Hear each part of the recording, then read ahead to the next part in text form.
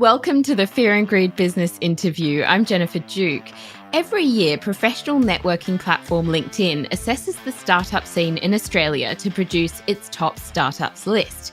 It's a guide to which startups are attracting the most attention and luring top talent to work with them.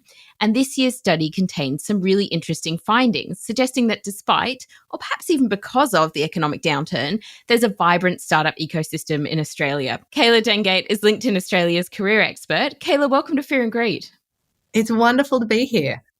So firstly, great list, great startups on it. How do you go about putting a list like that together? Luckily it's data driven, which means that we're not making any judgment calls about these startups. So we get to use all of LinkedIn's data to see the startups that really are attracting the top talent, that people are interested in working for, that are experiencing growth. And putting the list together every year is always so exciting for us because we don't know who's going to top the list until we see the data.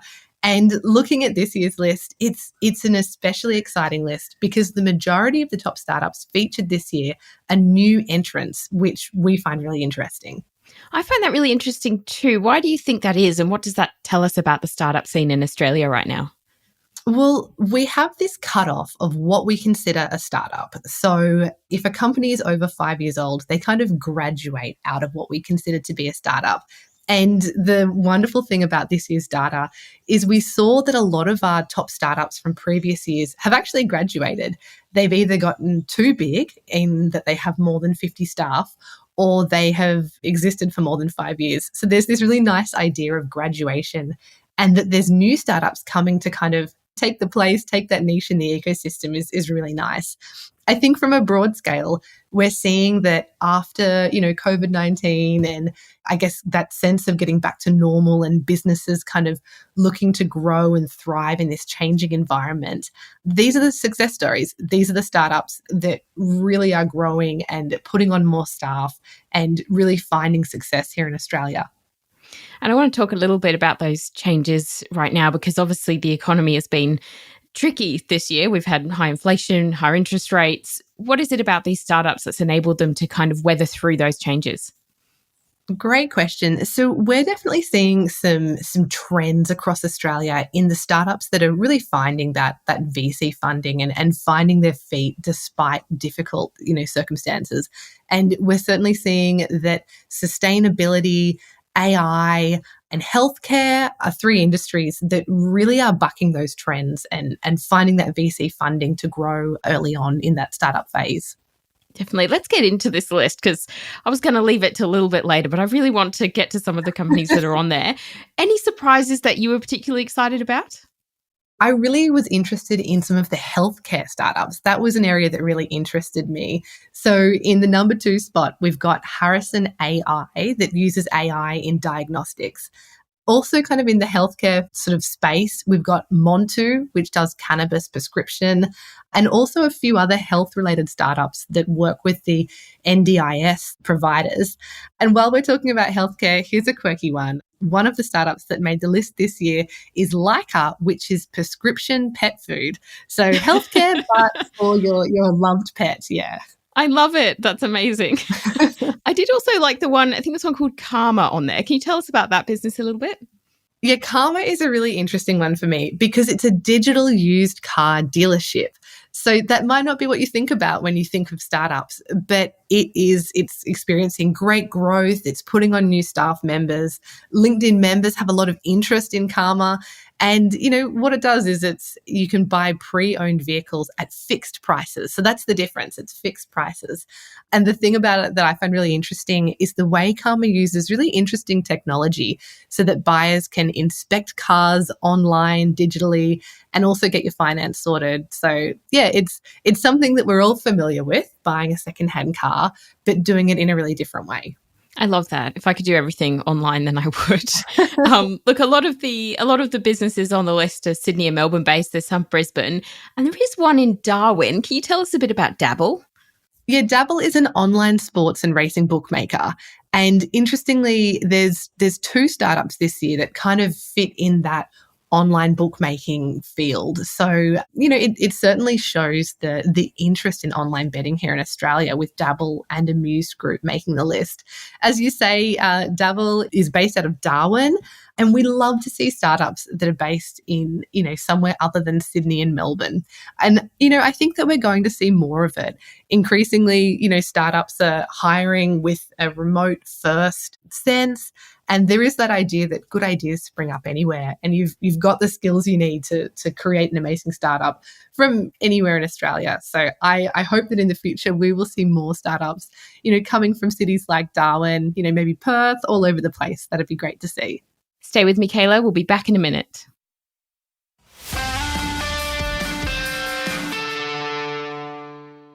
I'm speaking to Kayla Dengate from LinkedIn Australia. One thing that's very interesting is that there is this element of, I guess, risk for job seekers that are going to startups, particularly when they clearly don't have those runs on the board. You don't know how successful they're going to be, but clearly people are still doing it. So what are employees looking for from a startup? So one of the things that we actually look at in this top startups list is the data of how much talent are these startups pulling from the best big companies in Australia. So we look at our top companies list, which is similar to this, but we're looking at the big end of town. And all of these startups are drawing talent from, these big household names that we know of. So they're doing something right in terms of attracting top talent. And we actually asked the startups that are featured on this list, what are you doing to attract talent, and why are people coming here? And, the responses are really interesting. And if we just look at it from a kind of a young person's point of view, why would a young person join a startup? What we found is that a lot of these companies are really offering, something that you may not be able to get with a bigger company, which is that sense of career development and, a leader who you walk past in the hallway and you can talk to. So one of the startups, Me and You, holds what it calls Lunch with a Leader, which gives employees the opportunity to sit down with a respected business leader and discuss work progression in their career. So there's that real sense of, being able to talk about your career and what you want in the future. What Ability, which is an NDIS related startup, it also does this, as does the freight startup Offload. So a really common theme across all of our startups is that providing learning opportunities and pathways helps to keep young staff members interested and hooked. So that could be mentorship, that could be tailored development programs, or frequent skills assessment. And, what you say about joining a startup can feel a little bit risky. It can feel like you might be, hedging your bets almost. I think that what this shows is that your time at a startup is going to be a time of immense growth. It's going to be a time where you learn new skills, where you jump into the deep end, where you might find yourself developing skills that you didn't even know you had, or you never would have uncovered in a larger company. And, that time you spend in a startup will be valuable no matter what. I think that's really good for people to remember that there's so much they can learn from being with a startup. I'm curious as well, because I know on the list there's job titles and things that those startups are actually looking for. What are some of the trends around what startups are keen to get from applicants? Yeah, that's a great question. One thing we do when we put together top startups is we want to provide the information that job seekers need so they can apply for jobs at these companies, or, at least start their journey in terms of what they want out of their career and what they want in terms of how they work with a startup. So if we look at the number one company on the list, Immutable, which is software development, in-game purchasing, it's a really interesting company. The most common skills among the people who already work there is development tools, web development, and leadership. So, if you want a job there, that's a really good idea of the type of skills you might be looking for. And the most common job titles at Immutable are software engineer, product manager, engineering manager.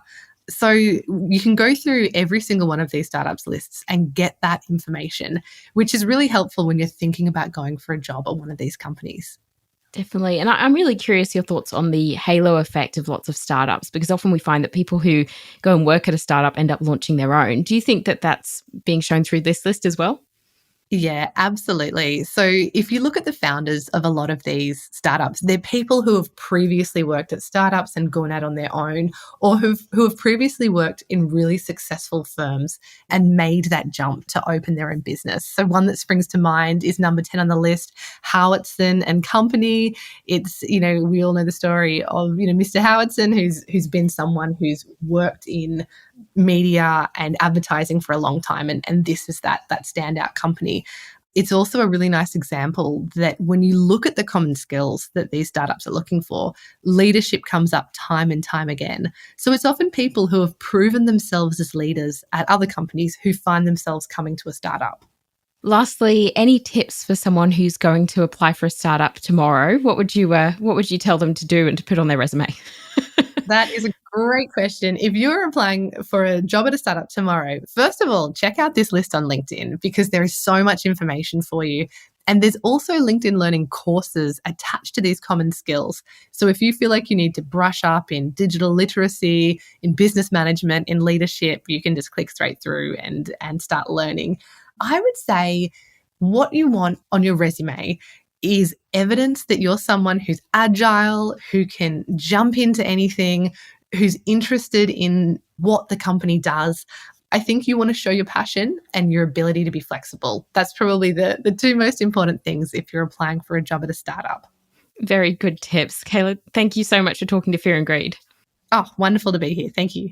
That was Kayla Dangate from LinkedIn Australia. This is the Fear and Greed Business Interview. Join us every morning for the full episode of Fear and Greed, Australia's best business podcast. I'm Jennifer Duke, economics correspondent at Capital Brief and filling in for Sean Elmer. Have a great day.